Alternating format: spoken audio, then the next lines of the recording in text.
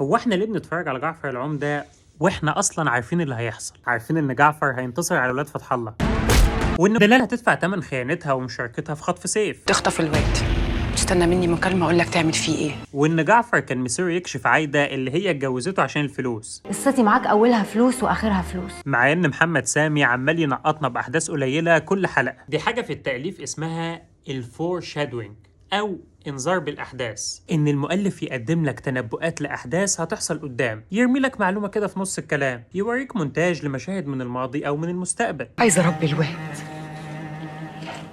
ترضى اكتبه باسمك؟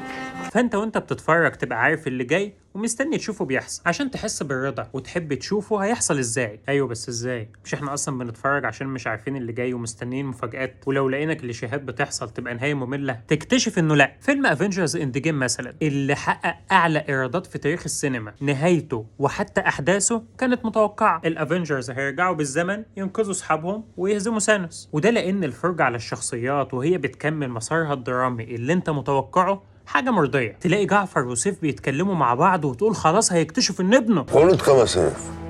2004.